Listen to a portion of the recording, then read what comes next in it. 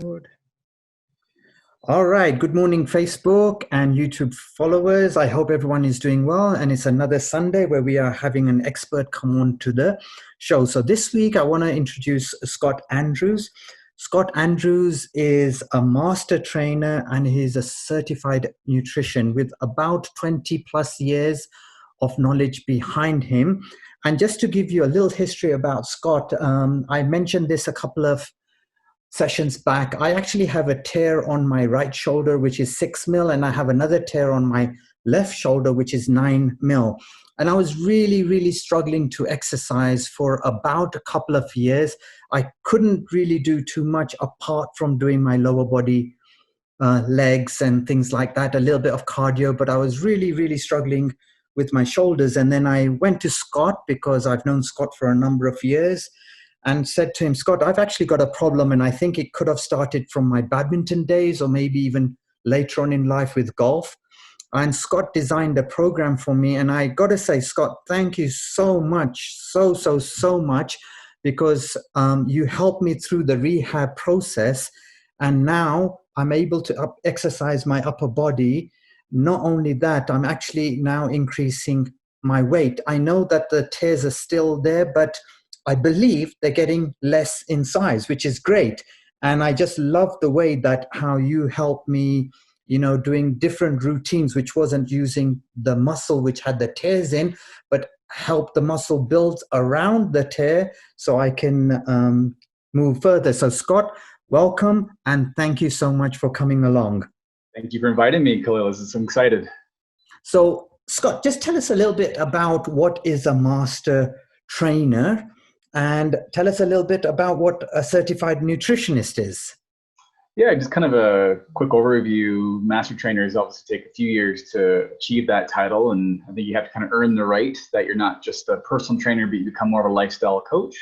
And then I've taken quite a few extended courses to now teach new people to become trainers. So let's say you're like, you know what, I'm working the 9 to 5, I hate it, I got to find something new for me. And I really love fitness. You want to become a personal trainer, you'd come to one of my courses so that I would certify you as a trainer and then also give you mentorship and then recertify you. So that's what the master trainer holds. And then the certified nutritionist is basically someone that's studied nutrition for a minimum of 2 years, that they know pathology, the endocrine system, understanding protocols to give to clients, and then we treat everybody very uniquely. So it's not the one size fits all. So that's what I've taken and kind of molded over the last few years of really understanding what clients actually need versus what they want. So what they need is sometimes different than what they want. They want that diet, but I'm here to show like it's not a diet. It's more about you're missing out on certain nutrients or certain food groups. And I'm here to explain that to them. Okay, brilliant. So just I mentioned this a couple of sessions back, maybe 2 Sundays ago, that people in the fitness industry, and I'm at the very low end of the fitness industry, I still do my research, and I take approximately half an hour a day, every single day, doing my research as to what's new, what's good for you, what's not good for you in terms of physical exercise. But I know that you take it to the next level. How much research are you currently doing, Scott?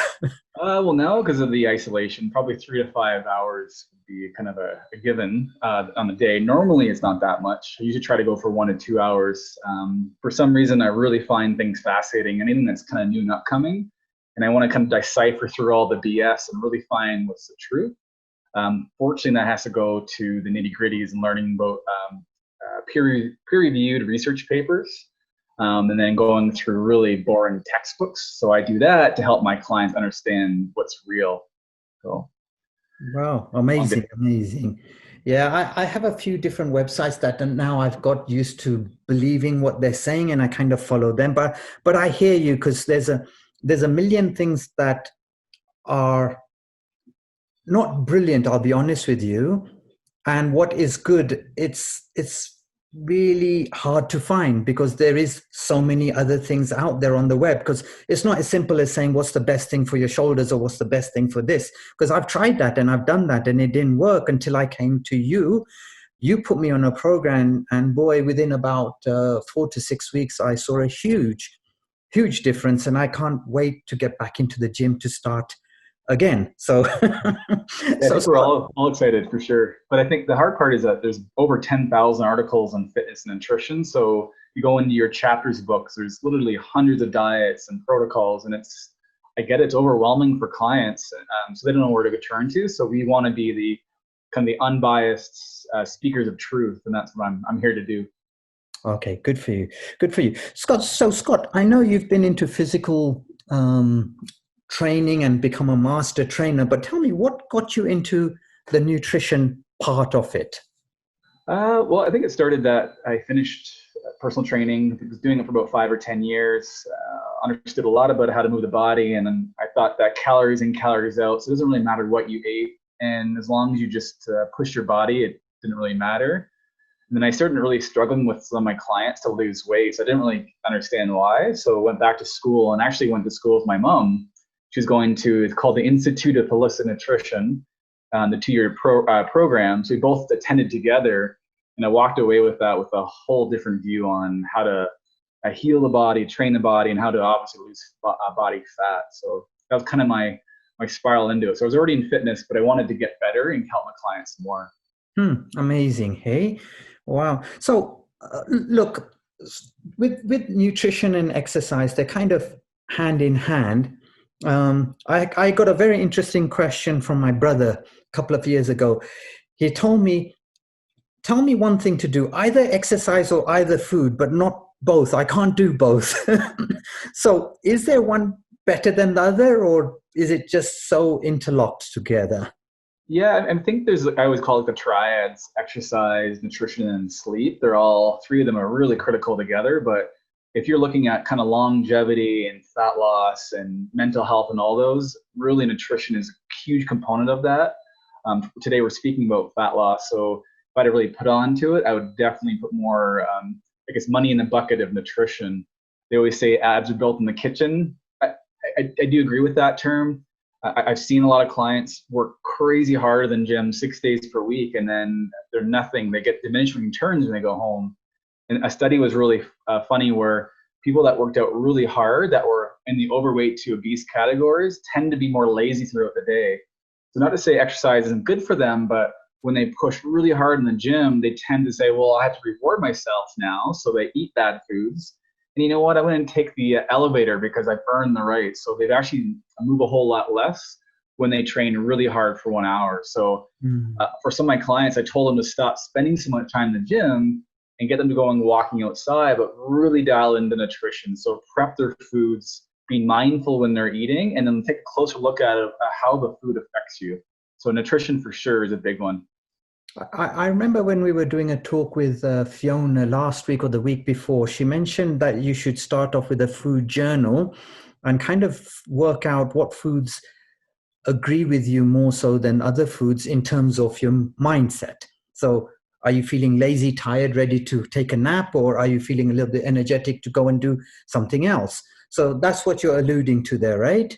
Yeah, you think about food should be your driving force. So when you eat food, it should give you energy to tackle the day. So it should change your mindset. It should feel you up and feel good. But if you go, I ate food and I want to have a 2 hour nap, or I just can't get out of this funk. It's like, well, it's got to be what we're eating a lot of the time. So and I find clients that do things like intermittent fasting or change up the quality of food. They're like, wow, I couldn't believe what it feels to be good because I'm been feeling so bad for so long. I thought that was normal. And I'm like, Mm-hmm. that is not normal. You should always be feeling vibrant in your best self. So nutrition kind of opens up that door when you eat the right foods.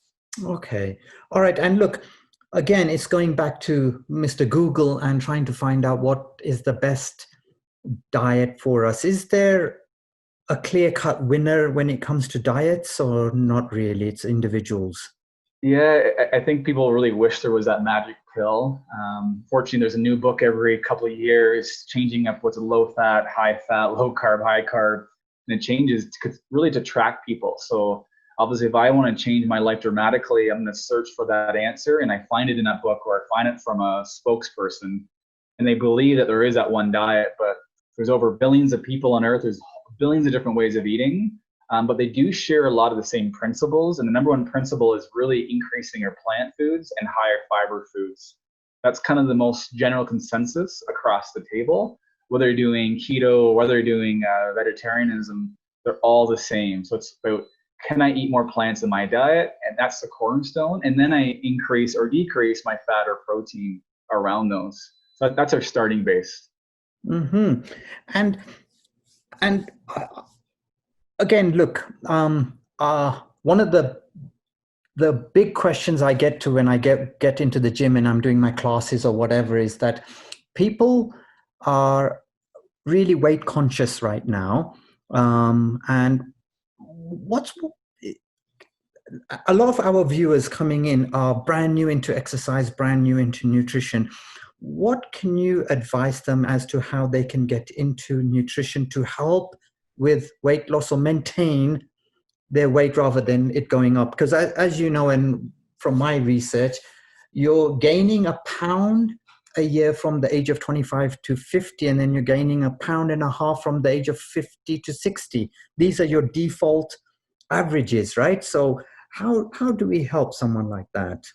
Yeah, it's quite sad. And like you're right, over 25, 30, we do see a shift in downward shift, I'd say, as far as metabolism goes, our thyroid and muscle mass, which all affects that metabolism. So if that's declining, the mainstream approach is, well, just eat a whole lot less, but that's not always the case. And it ends up making people feel worse because when you eat less food, we start to see sometimes a spike in cortisol and stress hormones, which in a way you gain weight versus what you're trying to do. So it's really imperative that they don't starve themselves all the time following the mainstream advice, which is basically calories in, calories out.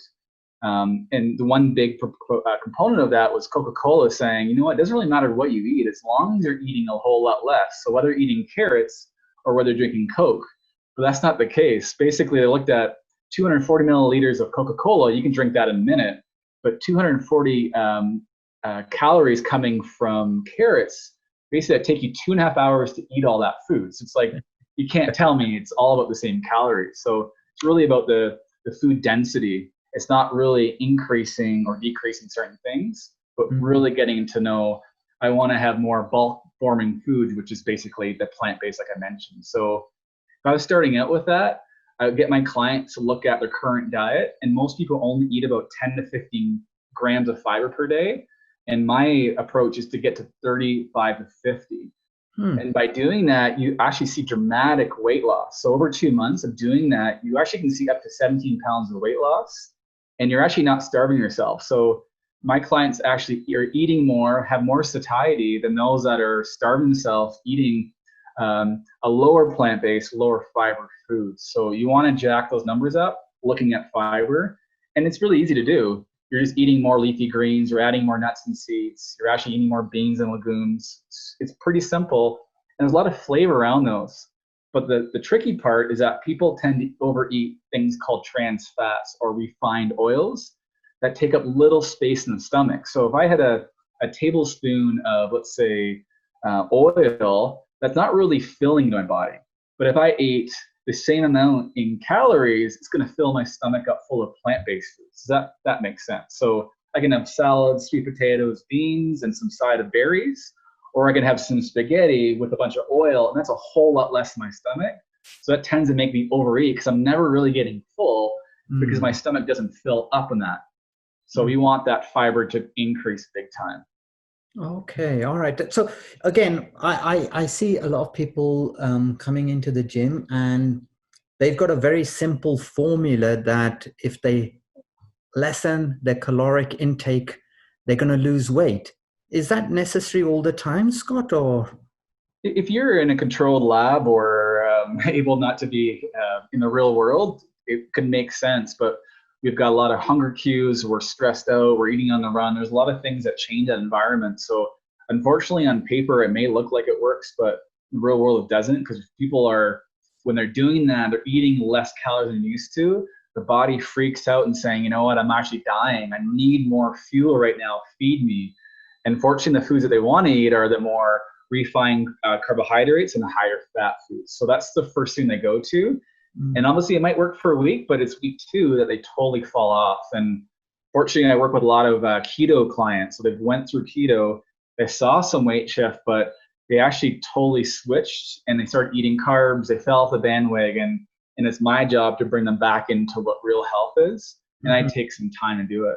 But that's the problem with those crash diets, that it's not long-term sustainable. Yeah, yeah. I've noticed that as well. That I've known a few people who've lost, like 2, 3 pounds a week, and then they're feeling great at the beginning, and then their moods change after they've lost, 15, 20 pounds. They are very upset with themselves. They're not a happy soul internally, and give them the opportunity when they finish that particular diet, they regain that gain weight so quickly, it's ridiculous.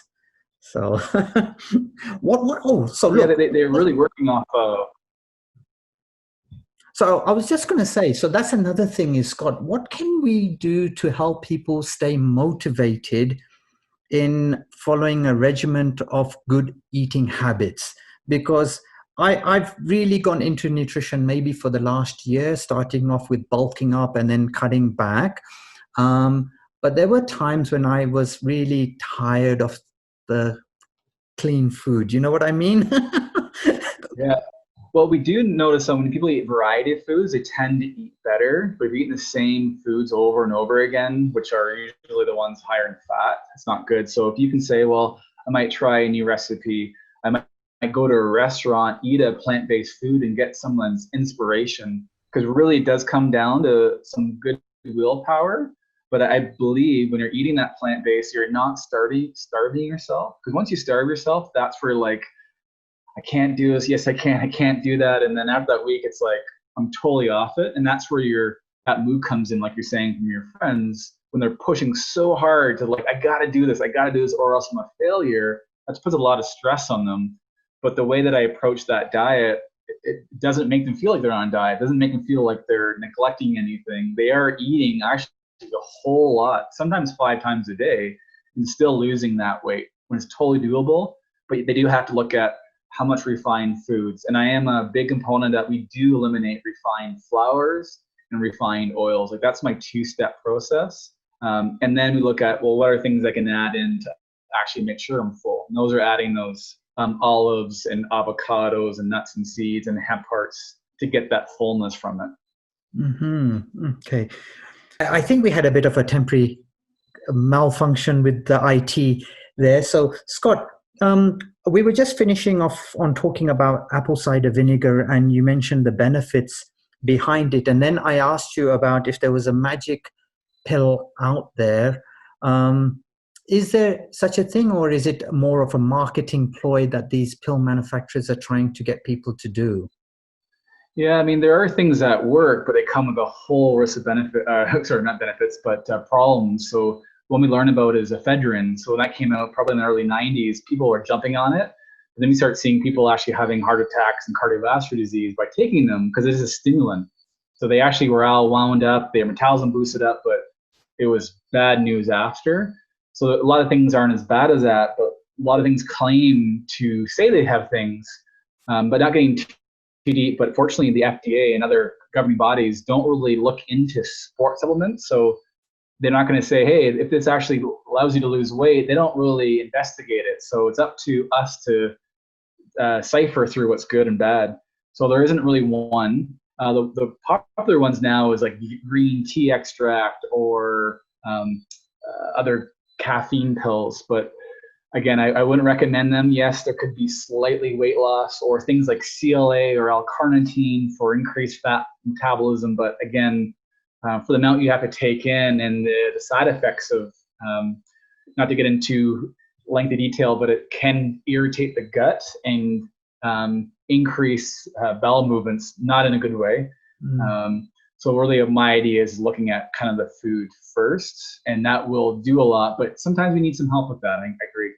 Yeah. Okay. Very good. And I just want to make a small note here that what you put into your body is what you're going to get out.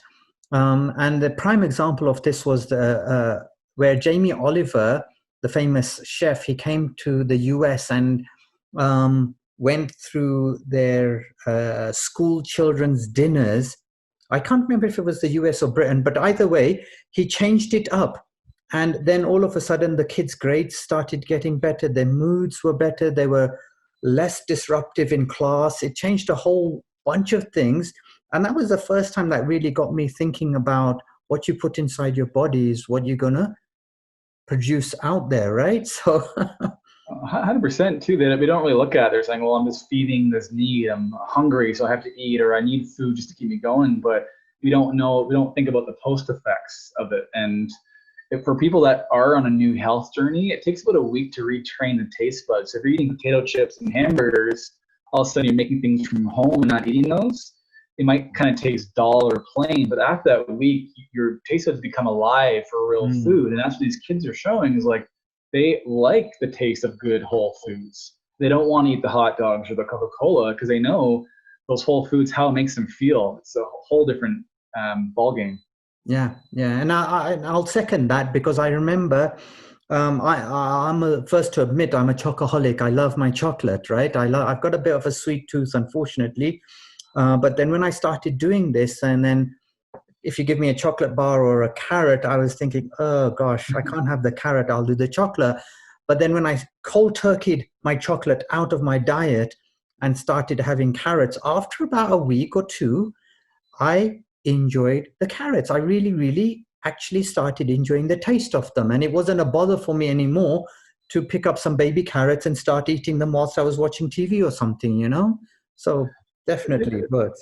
It's a lot better. And I usually do I call it like a reset diet. I know I use the word diet in there, but like a reset plan for 10 days for a lot of my clients are coming off from those foods because it is addictive. So I need to slowly reintroduce raw whole foods to them. And after that 10 days, they're like, I could not believe that I'm tasting food again, how great I feel, I'm not craving these bad foods anymore. But it's a 10-day cycle that they have to go through. And it's a little uncomfortable, but the back end of it, the whole world's opens for them. So good for you to do that too, Khalil.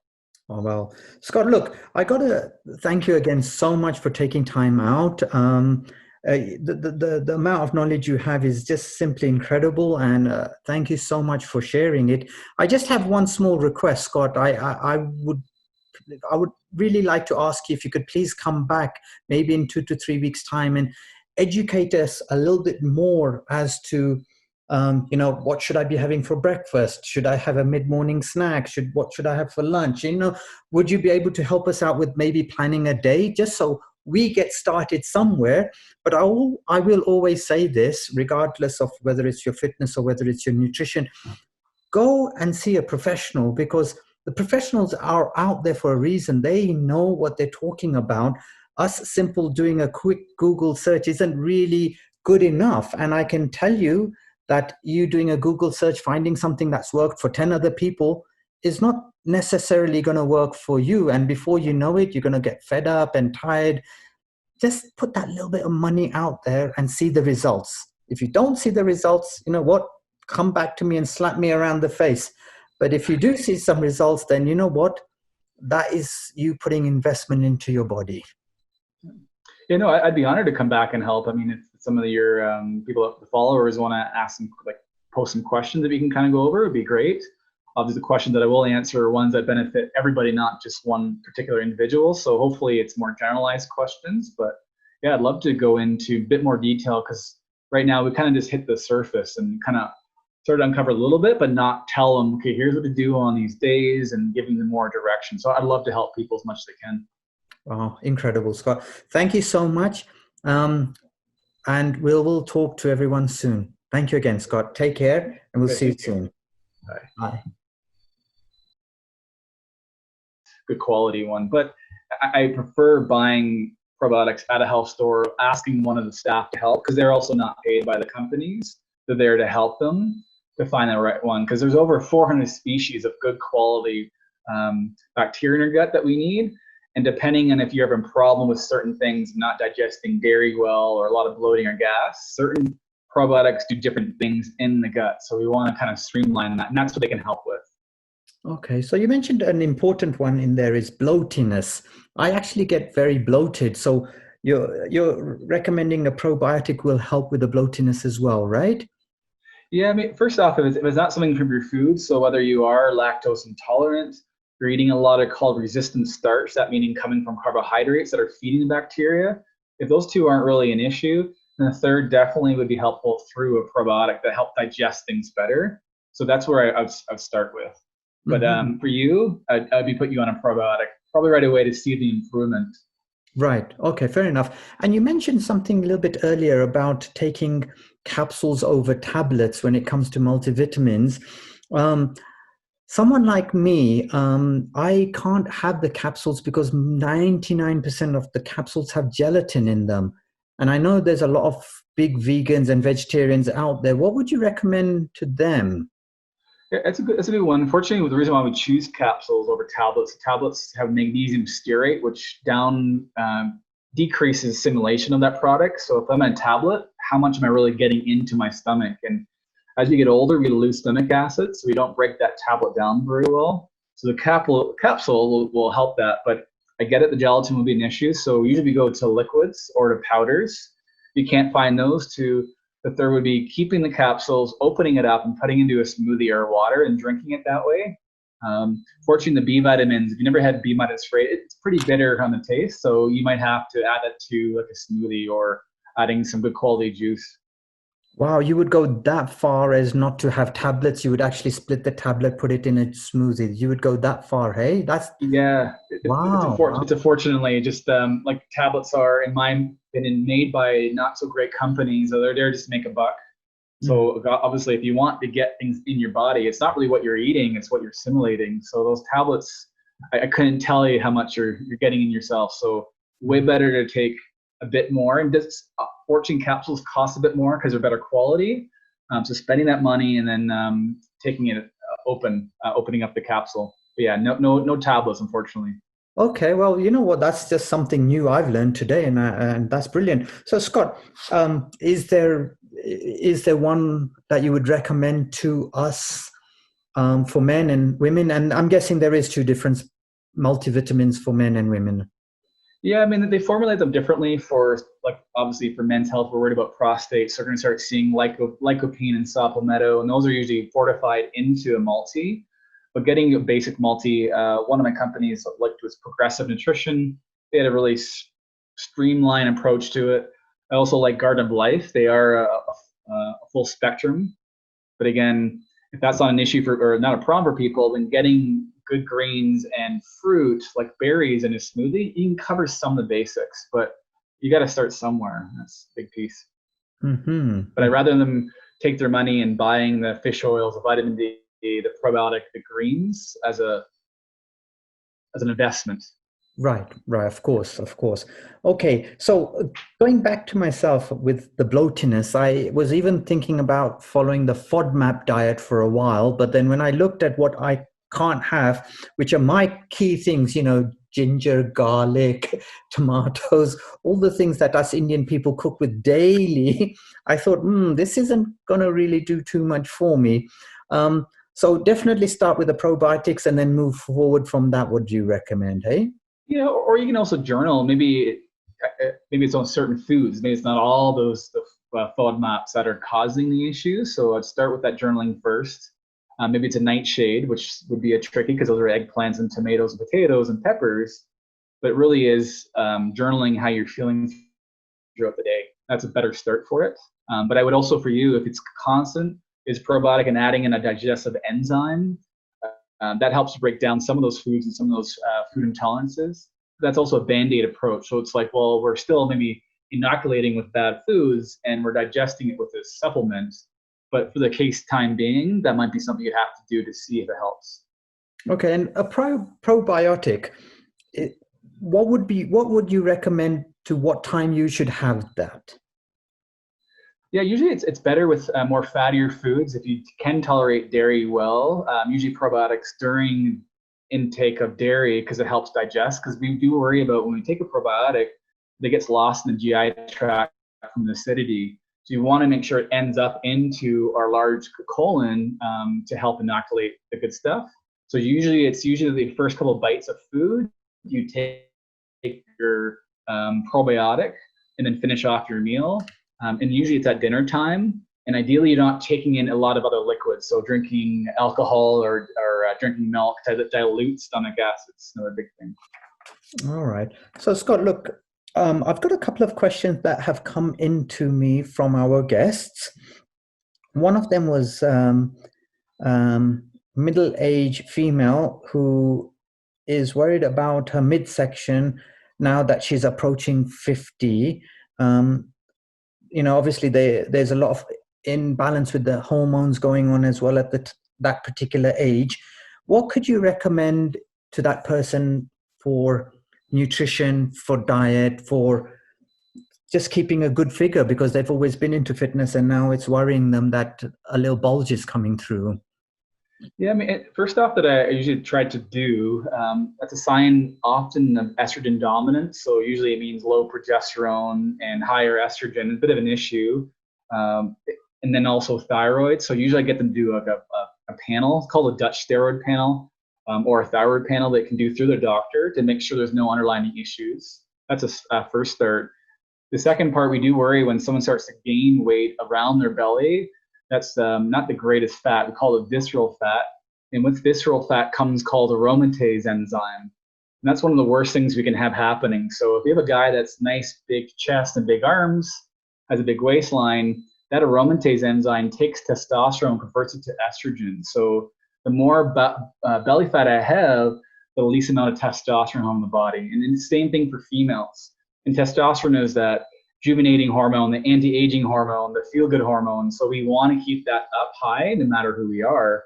But with that aromatase enzyme active, that's bad news long term. So we do want to reduce waistline to reduce that enzyme.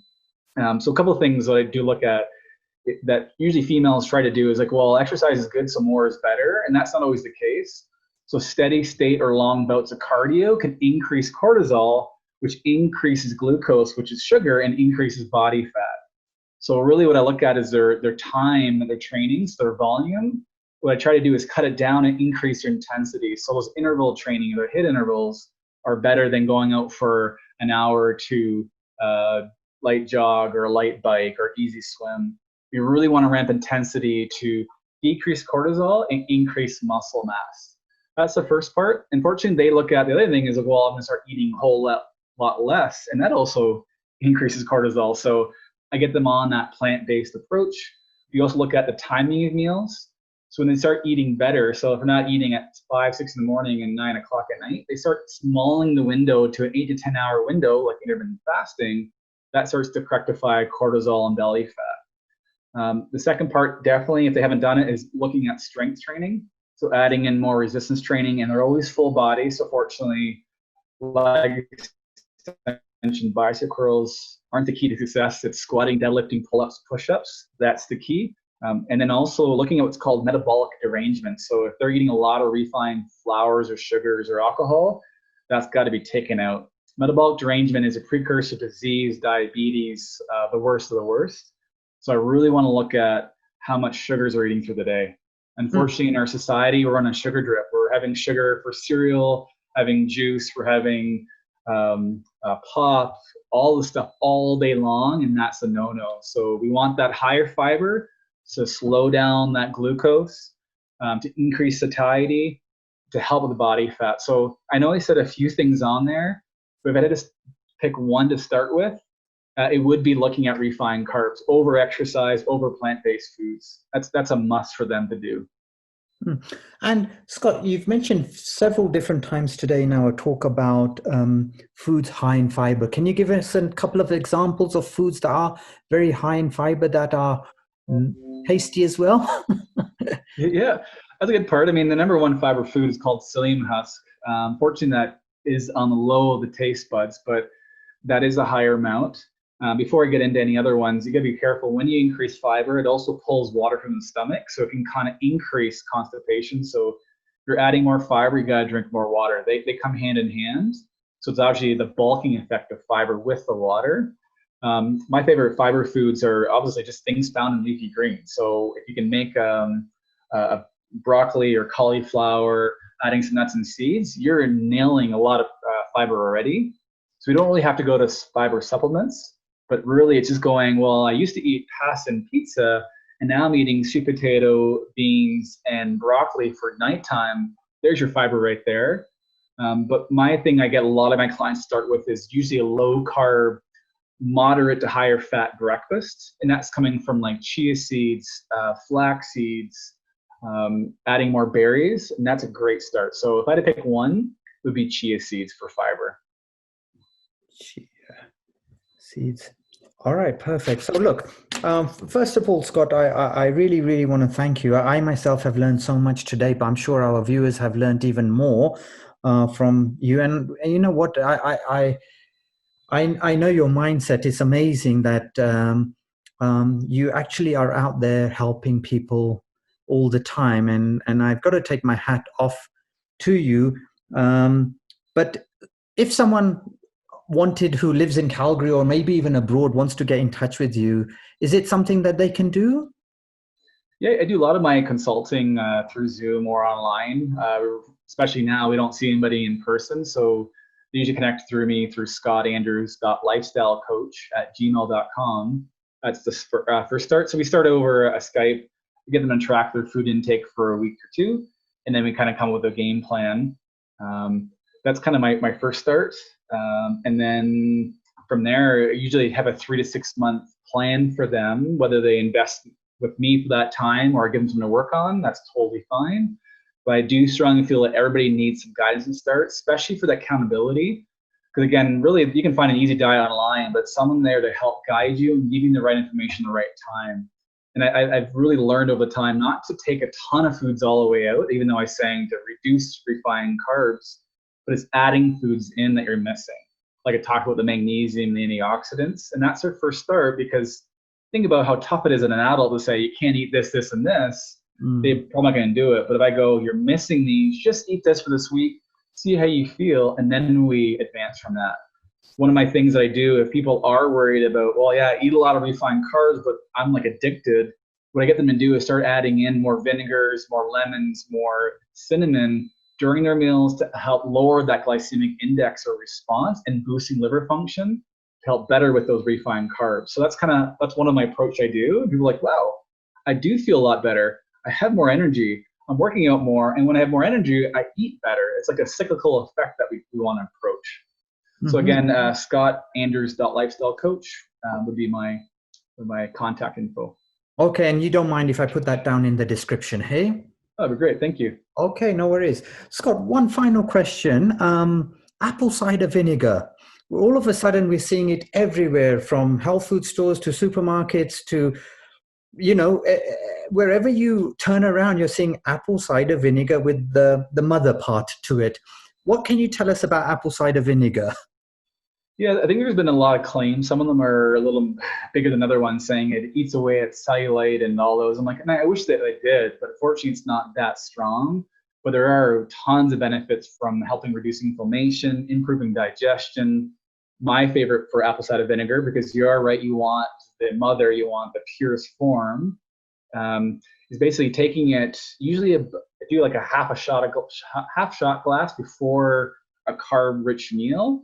And that increases the liver's job to digest the food and also lowers some of those sugars impact in your body. So having vinegary-based foods and carbs work really well together. So I would toot it as a weight loss formula or aid for sure. Mm-hmm. And again, how often would you have this? Is it every meal, once a day, once in the morning, once in the evening? What's a magic solution here, if there is one? Yeah, fortunately, I always tell people to have it towards their dinner meal. As the day goes on, our body becomes more sluggish. Unfortunately, our dinner meals are our biggest meals, so we have it 15 to 30 minutes before their dinner meal or the largest meal of the day, and doing that half shot. That's your best time. Nothing really is bad or harmful from it. The only thing is that it can cause indigestion if you're new to it.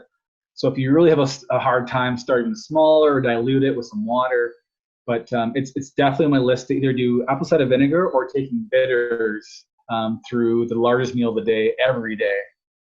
So I think we had a bit of a temporary malfunction with the IT there. So Scott, we were just finishing off on talking about apple cider vinegar, and you mentioned the benefits behind it. And then I asked you about if there was a magic pill out there. Is there such a thing, or is it more of a marketing ploy that these pill manufacturers are trying to get people to do? Yeah, I mean, there are things that work, but they come with a whole list of benefit, sorry, not benefits, but problems. So one we learn about is ephedrine. So when that came out probably in the early 90s, people were jumping on it. And then we start seeing people actually having heart attacks and cardiovascular disease by taking them because it is a stimulant. So they actually were all wound up, their metabolism boosted up, but it was bad news after. So a lot of things aren't as bad as that, but a lot of things claim to say they have things, but not getting too deep. But fortunately, the FDA and other governing bodies don't really look into sport supplements. So they're not going to say, hey, if this actually allows you to lose weight, they don't really investigate it. So it's up to us to cipher through what's good and bad. So there isn't really one. The popular ones now is like green tea extract or other caffeine pills. But again, I wouldn't recommend them. Yes, there could be slightly weight loss or things like CLA or L-carnitine for increased fat metabolism. But again, for the amount you have to take in and the side effects of, not to get into lengthy detail, but it can irritate the gut and increase bowel movements, not in a good way. So really my idea is looking at kind of the food first, and that will do a lot, but sometimes we need some help with that. I agree. Yeah. Okay. Very good. And I just want to make a small note here that what you put into your body is what you're going to get out. And the prime example of this was where Jamie Oliver, the famous chef, he came to the US and went through their school children's dinners. I can't remember if it was the US or Britain, but either way, he changed it up. And then all of a sudden, the kids' grades started getting better. Their moods were better. They were less disruptive in class. It changed a whole bunch of things.